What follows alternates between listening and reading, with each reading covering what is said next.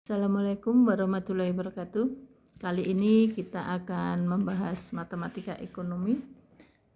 Yang dibahas adalah bab 2, yaitu aplikasi fungsi dalam ekonomi.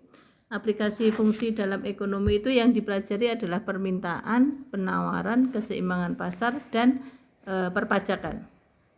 Nah, perpajakan itu ada 3. Yang pertama adalah pajak per unit, lambangnya itu adalah T, pajak per unit. Terus ada pajak persentase, lambangnya adalah R, sama pajak negatif atau kata lainnya adalah subsidi. Itu yang akan kita pelajari di sini nanti. Kalau yang pajak per unit sudah di video sebelumnya.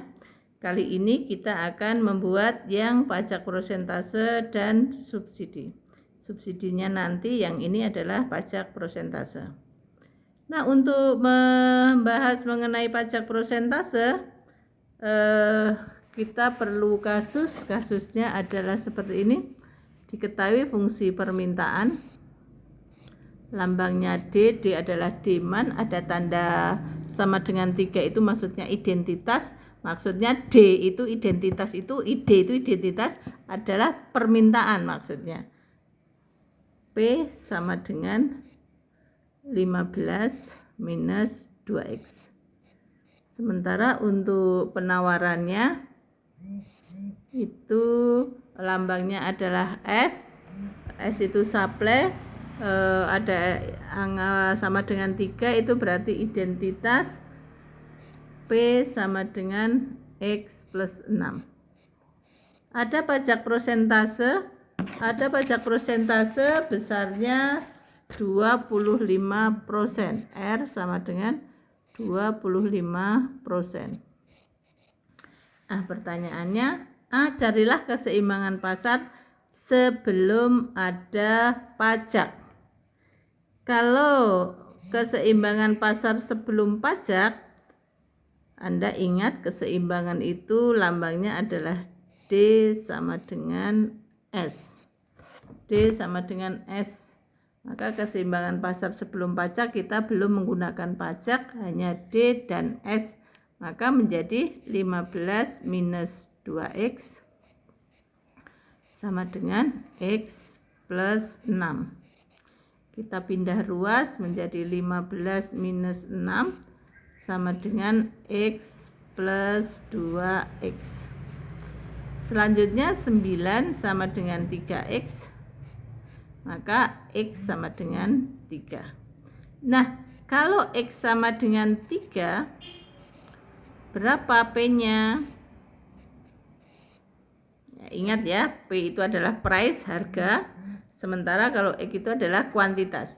Nah, untuk bisa mendapatkan nilai P, Anda bisa memasukkan nilai X itu ke fungsi yang hitungannya Anda anggap mudah. Boleh ke fungsi permintaan atau fungsi penawaran yang hitungannya Anda anggap mudah.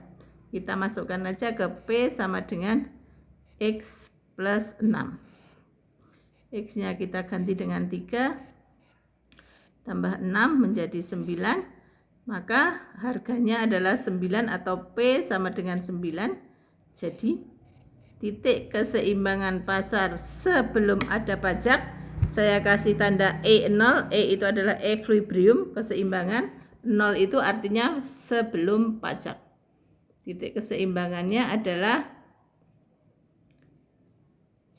3,9. X-nya 3, P-nya 9. Nah, itu adalah A, besarnya keseimbangan pasar sebelum ada pajak. Selanjutnya, bagaimana kalau itu keseimbangan pasar setelah ada pajak? Kalau itu keseimbangan pasar setelah ada pajak, kita harus menggunakan fungsi penawaran. Ya, fungsi penawaran tadi adalah saya kasih tanda S0, artinya itu fungsi penawaran sebelum ada pajak kan menjadi P sama dengan X plus 6. Sementara di sini ada pajak R 25%.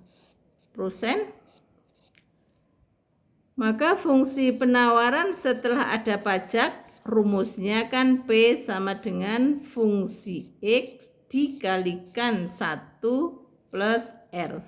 maka menjadi X plus 6 dikalikan dengan 1,2 maaf kok 1 plus 1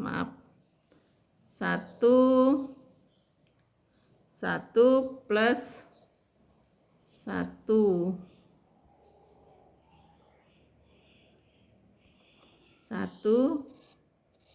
plus 25% menjadi X plus 6 kali 1,25 menjadi 1,25 X plus 7,5. Nah, ini adalah fungsi penawaran setelah ada pajak. Belum menjawab keseimbangan. Nah, kalau itu keseimbangan bagaimana selanjutnya? Selanjutnya kita sama dengan, kan namanya keseimbangan itu kan D sama dengan S. D sama dengan S. S-nya di sini keseimbangan adalah S1 karena fungsi penawaran setelah ada pajak. Di sini D-nya tadi adalah 15 minus 2X dan fungsi penawarannya adalah 1,25X plus 7,5. Selanjutnya 15 dikurangi 7,5 sama dengan 1,25X plus 2X. Selanjutnya 7,5 sama dengan 3,25X. Berapa X-nya? X sama dengan 7,5 dibagi 3,25, itu jawabannya adalah 2,31. Nah, kalau X itu sama dengan 2,31, berapa variabel P-nya? Ingat, masukkan ke salah satu persamaan yang hitungannya Anda anggap mudah. Saya kasih catatan di sini. Anda boleh memasukkan variabel X itu ke D-man, atau ke S1, fungsi penawaran setelah ada pajak. Tapi kalau Anda masukkan ke S0, fungsi penawaran sebelum ada pajak, jawabannya adalah salah. Jadi alternatifnya masukkan ke D atau S1 untuk jawaban fungsi titik keseimbangan pasar setelah ada pajak. Karena yang hitungannya mudah itu adalah variabel D, maka kita masukkan ke situ. P sama dengan 15 minus 2X. X-nya kita ganti 2 kali 2,31, ini akan menjadi 15 dikurangi 2 kali 231 adalah 4,62. Di sini akan menjadi 15 dikurangi 4,62 adalah 10,38. Ini sudah dibulatkan ya. Jadi titik keseimbangan pasar setelah ada pajak, E itu equilibrium, 1 itu maksudnya setelah ada pajak adalah 2,31 titik koma 10,38. Nah, itu adalah jawaban B-nya. Titik keseimbangan pasar setelah ada pajak. Untuk melihat apakah pekerjaan Anda benar atau tidak, secara teori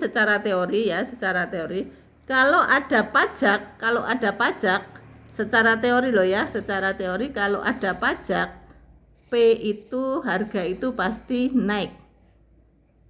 Harga pasti naik. Maksudnya dari P0 ke P1 itu naik. Itu secara teori benar, secara teori. Terus kuantitasnya, kalau ada pajak, harga naik. Kalau harga naik pasti kuantitasnya jadi turun.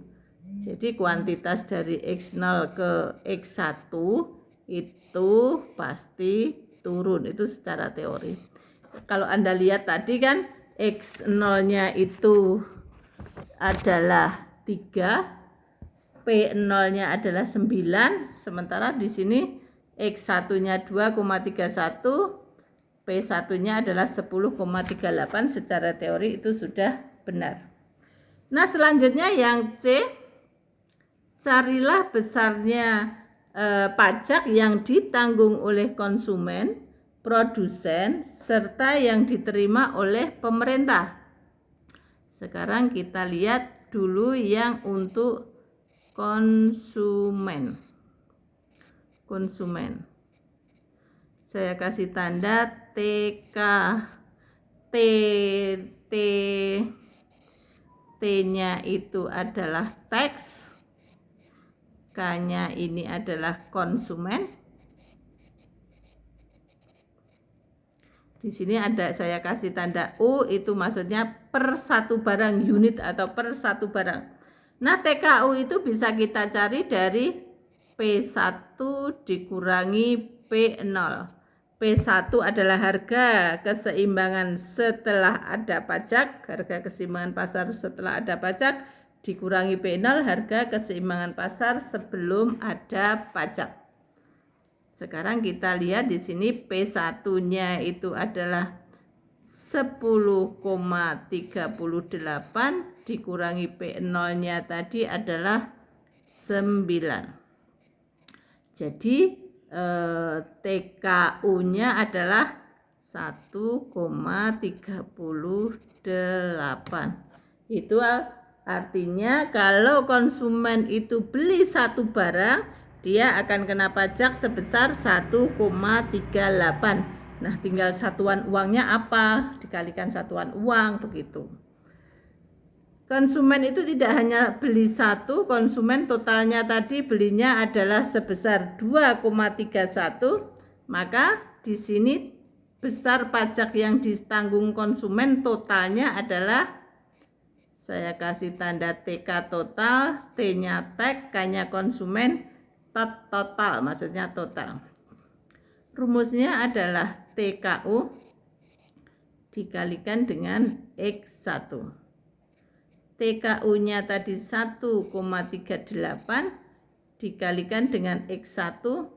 X1 2,31. Jawabannya adalah 3,19. Itu adalah total pajak yang ditanggung oleh konsumen. Selanjutnya, berapa total pajak yang ditanggung oleh produsen? Total pajak yang ditanggung oleh produsen. Kita lihat dulu selanjutnya. Untuk produsen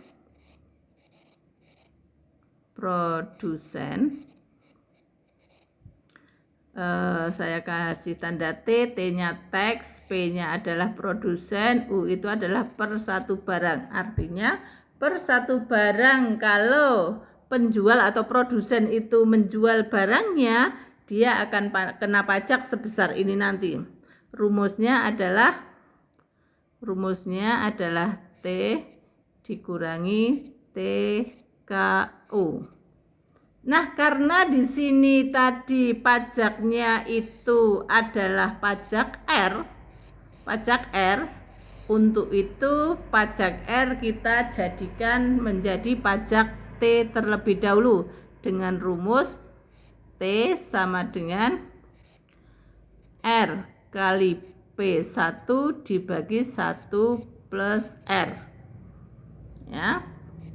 R-nya adalah 25%, P1-nya tadi adalah 10,38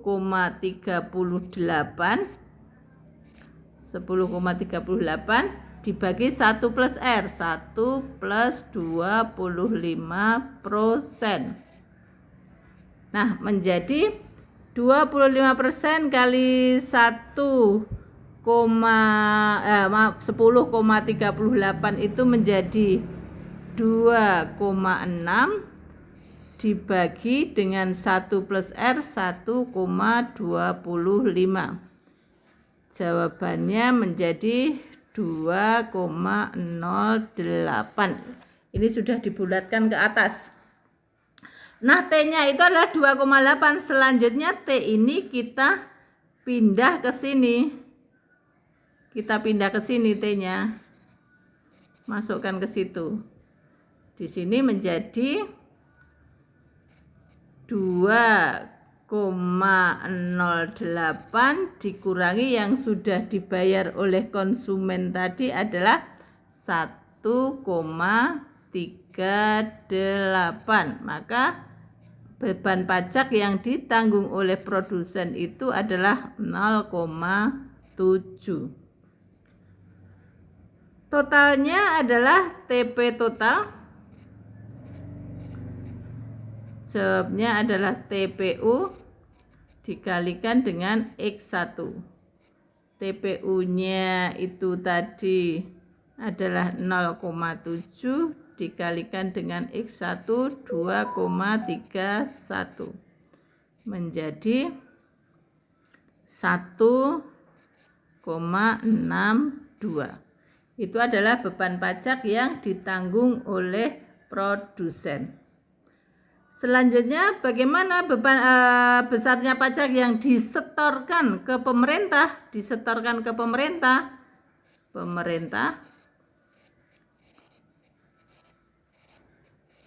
Pemerintah, notasinya adalah T besar. Bisa Anda cari dengan TK total ditambah TP total. Ya.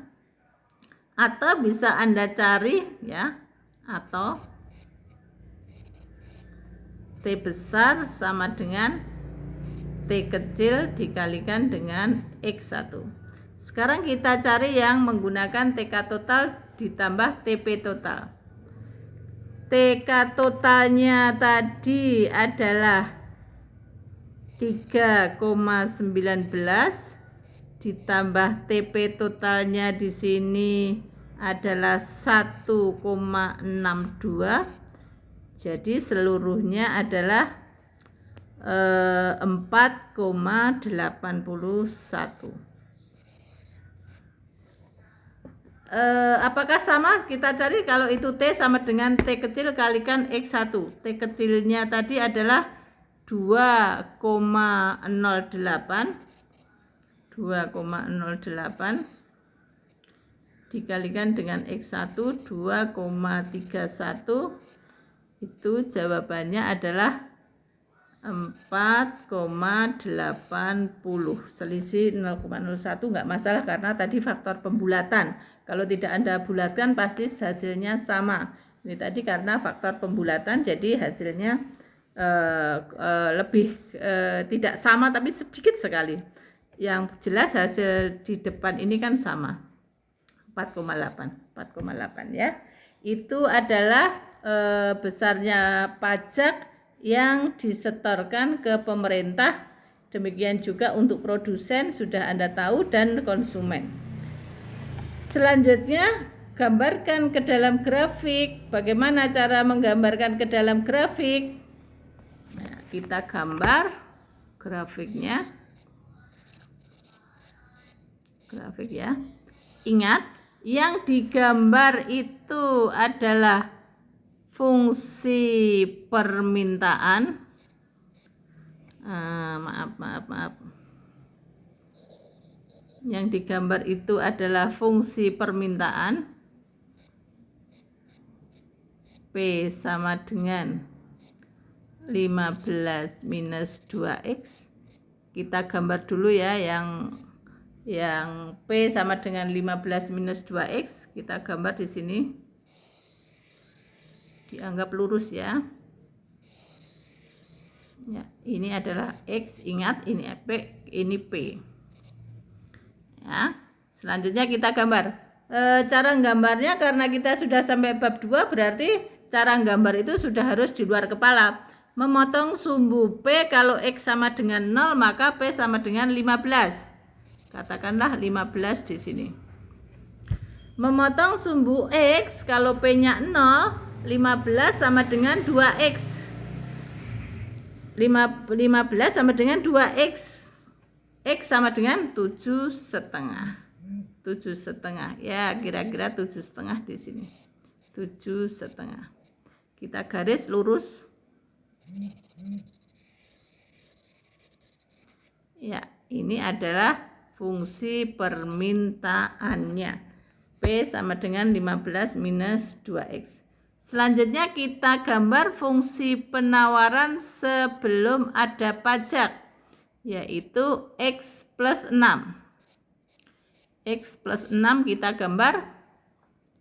Memotong sumbu P kalau X-nya 0, berarti P-nya sama dengan 6. 6 ya, kira-kira 6 di sini. Ini 6. Memotong sumbu X kalau P-nya 0, maka X sama dengan minus 6. Minus 6. Ya, minus 6, kira-kira minus 6 di sini. Minus 6. Ingat, grafik fungsi permintaan, penawaran, dan keseimbangan pasar itu semuanya harus ada di kuadran 1. Jadi tidak boleh tidak berada di kuadran 1. Nah, bagaimana caranya? Kalau grafik itu maksudnya tidak berada di kuadran 1, tidak usah digambar atau Anda gambar dengan garis putus-putus. Di sini putus-putus karena tidak di kuadran 1. Selanjutnya yang kuadran 1 lurus. Lurus. Nah, ini adalah grafik ini ya, yang fungsi penawaran sebelum ada pajak. Selanjutnya pertemuan antara D dan S tadi kan S0 ya, di sini S0 berarti kan titik keseimbangan pasar sebelum ada pajak. Tadi adalah 3,9. Ke bawahnya itu adalah 3. Ke kirinya ini adalah 9 ya, 9. Selanjutnya yang kita gambar adalah fungsi penawaran setelah ada pajak adalah P sama dengan 1,25X plus 7,5.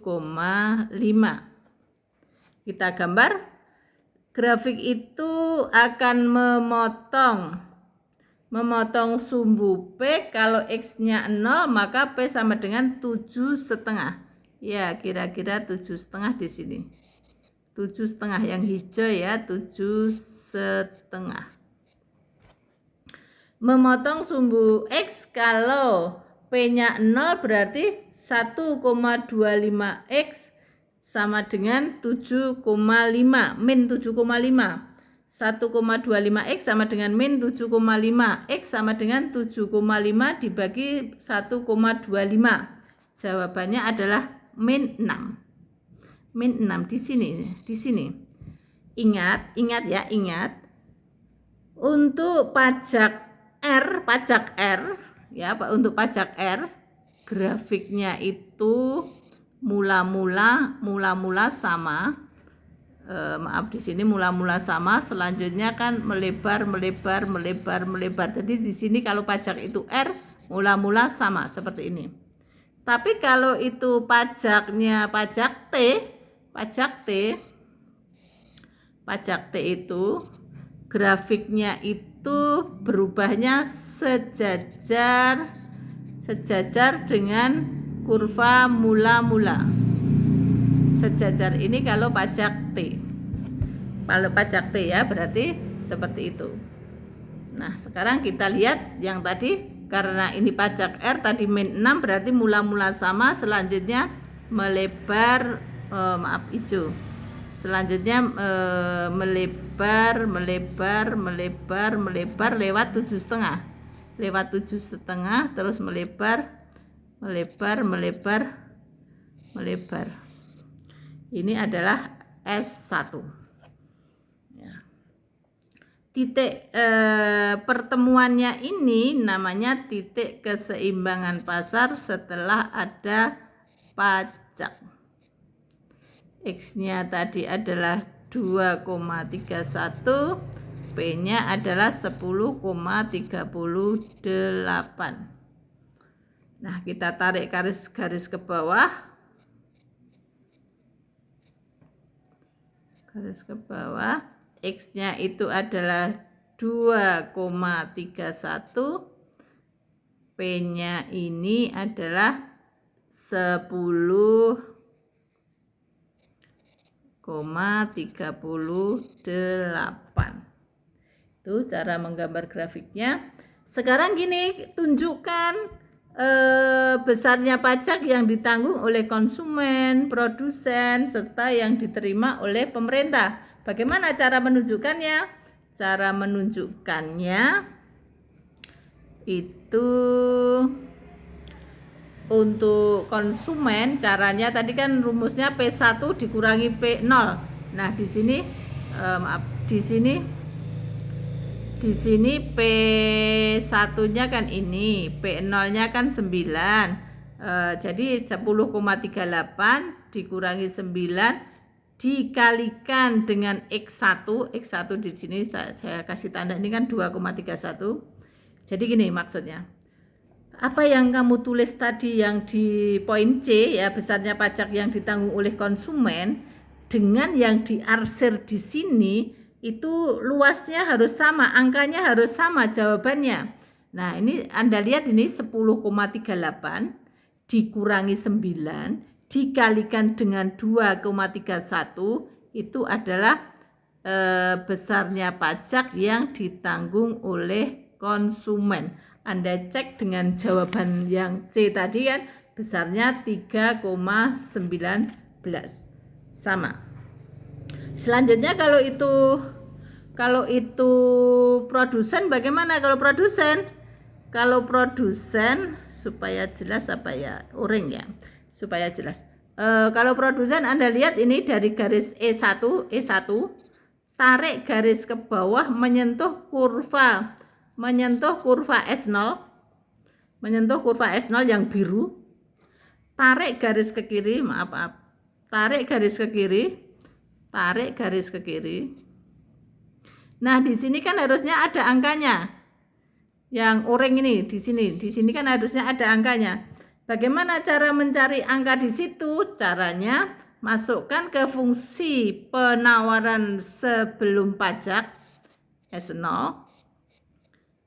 P sama dengan X plus 6. Tapi X-nya ini diganti dengan X1 yaitu 2,31. Berarti P-nya ini adalah 2,31 ditambah dengan 6 menjadi 8,31. Nah, yang di sini oranye ini angkanya adalah 8,31. Berarti daerah yang diarsir di sini itu adalah 9 dikurangi 8,31 dikalikan dengan X1 2,31. Jadi daerah yang saya arsir oranye ini luasnya harus sama dengan jawaban C untuk produsen. Sekarang bagaimana yang diserahkan ke pemerintah? Yang diserahkan ke pemerintah yang digambar hijau dikurangi yang digambar oranye dikalikan dengan X1 atau seluruh daerah yang diarsir itu yang disetorkan ke pemerintah. seluruh daerah yang diarsir itu adalah yang disetorkan ke pemerintah. Besarnya tadi adalah 4,8 atau 4,80. Ada juga 4,81, nggak masalah karena hanya faktor pembulatan. Nah, itu cara membahas mengenai pajak prosentase. Ini adalah contoh yang paling mudah. Kenapa paling mudah? Karena grafiknya itu linear dengan linear. Garis lurus dengan garis lurus. Nanti akan ada kasus antara linear dengan kuadrat, garis lurus dengan parabola. Ada juga mungkin antara parabola dengan parabola. Jadi Anda harus banyak latihan. Di buku saya itu kelihatannya ada, latihan seperti itu sudah ada. Jadi Anda harus banyak latihan, jangan hanya mengandalkan di PPT atau hanya video di OL, Open Learning ya.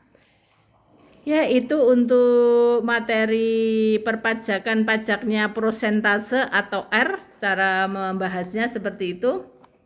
Anda bisa mempelajari sendiri di rumah ya. Untuk itu sekian dulu. Wassalamualaikum warahmatullahi wabarakatuh.